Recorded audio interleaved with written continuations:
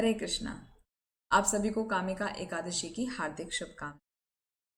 कामिका एकादशी के महात्म्य का वर्णन ब्रह्म वैवर्त पुराण में युधिष्ठिर महाराज और भगवान श्री कृष्ण के संवाद के रूप में वर्णित है। युधिष्ठिर महाराज ने कहा, हे भगवान, आपसे मैंने देवशयनी एकादशी के बारे में सुना। कृपया करके अब श्रावण मास के कृष्ण पक्ष में आने वाली एकादशी का वर्णन कीजिए। भगवान श्री कृष्ण कहने लगे, हे राजन, ध्यान से सुनिए। बहुत पहले यही प्रश्न नारद जी ने ब्रह्मा जी से पूछा था। नारद जी ने प्रश्न किया था, हे भगवान, हे कमलासन, मैं आपसे सुनना चाहता हूं कि श्रावण के कृष्ण पक्ष में जो एकादशी होती है उसका नाम क्या है, उसके कौन से देवता हैं, उसको करने से कौन से पुण्य की प्राप्ति होती है। प्रभु, यह सब मुझे बताइए। तो ब्रह्मा जी ने नारद से कहा था, हे नारद, सुनो, मैं संपूर्ण लोगों के हित की इच्छा से तुम्हारे प्रश्न का उत्तर दे रहा हूं। श्रावण मास में जो कृष्ण पक्ष की एकादशी होती है उसका नाम कामिका एकादशी है और उसके स्मरण मात्र से वाजपेयी यज्ञ का फल मिलता है। उस दिन श्रीधर, हरि, विष्णु और माधव, मधुसूदन जैसे नामों से भगवान का पूजन करना चाहिए। भगवान श्री कृष्ण के पूजन से जो फल मिलता है वह गंगा, काशी, नैमिषारण्य और पुष्कर जैसे क्षेत्र में भी सुलभ नहीं है। सिंह राशि के बृहस्पति में होने पर और दंड योग में गोदावरी नदी में स्नान करने पर जिस फल की प्राप्ति होती है वही फल भगवान श्री कृष्ण के पूजन से भी मिलता है। जो व्यक्ति समुद्र और वन सहित संपूर्ण पृथ्वी का दान करता है तो उसको जिस फल की प्राप्ति होती है उस फल की प्राप्ति कामिका एकादशी के पालन से हो जाती है। जो व्यक्ति ब्याई हुई गाय, यानी गाय जिसने अभी बछड़े को जन्म दिया है, उस गाय को बछड़े के साथ और अन्य अन्य सामग्रियों के साथ दान करता है, उस व्यक्ति को जिस फल की प्राप्ति हो वही फल कामिका एकादशी के व्रत के पालन से मिलता है। जो नर श्रेष्ठ श्रावण मास में भगवान श्रीधर का पूजन करता है उसके द्वारा गंधर्वों और नागों सहित संपूर्ण देवताओं की पूजा हो जाती है। इसलिए इस पाप से डरने वाले मनुष्य को यथाशक्ति पूर्ण प्रयत्न करके कामिका एकादशी के दिन भगवान श्री हरि का पूजन करना चाहिए। जो पाप रूपी भव सागर में डूब रहे हैं उनका उद्धार करने के लिए कामिका एकादशी का व्रत सबसे उत्तम है। अध्यात्म विद्या का अध्ययन करके पुरुषों को जिस फल की प्राप्ति होती है उससे बहुत अधिक फल कामिका एकादशी व्रत के पालन करने से मिलता है।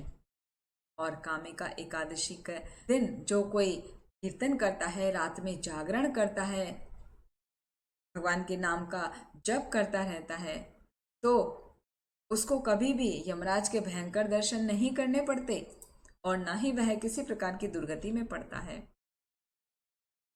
यदि कामिका एकादशी के दिन भगवान को लाल मणि, वैदुर्य मणि, मोती, मूंगे आदि सब ऑफर किए जाएं तो भी भगवान विष्णु उतने संतुष्ट नहीं होते जितने मात्र तुलसी दल से पूजा करने पर हो जाते हैं।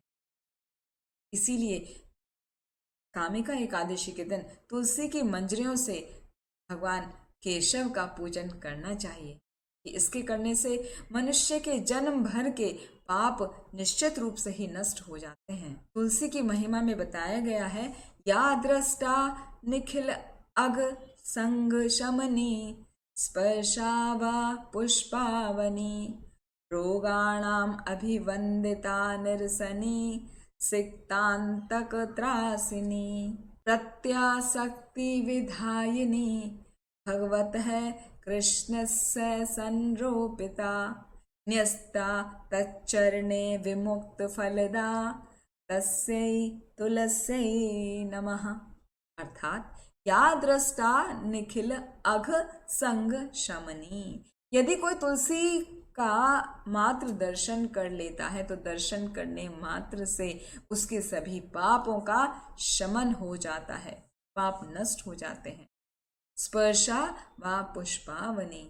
स्पर्श करने मात्र से शरीर पवित्र बन जाता है। रोगाणाम अभिवंदिता निरसनी। यदि तुलसी को प्रणाम किया जाता है तो प्रणाम करने पर रोगों का निवारण होता है। सिक्तांतक त्रासिनी। यदि उसको जल से सींचा जाता है तो जल से सींचने पर प्रत्याशक्ति विधायनी। यमराज भी उसको पीड़ा नहीं पहुंचा सकते।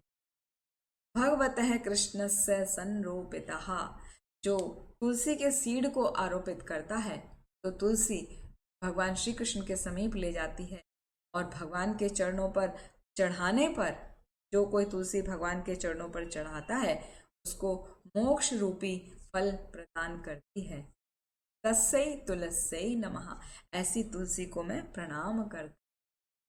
तुलसी के दर्शन मात्र से सभी पाप नष्ट हो जाते हैं। स्पर्श करने से शरीर पवित्र होता है। प्रणाम करने से रोगों का निवारण हो जाता है। जल से सींचने पर यमराज के दर्शन नहीं करने पड़ते। और सीड्स, तुलसी के बीज रोपने से तुलसी हमें श्री कृष्ण के समीप ले जाती है और तुलसी को भगवान के चरणों में चढ़ाने पर मोक्ष रूपी फल प्राप्त होता है। ऐसी तुलसी को नमस्कार है।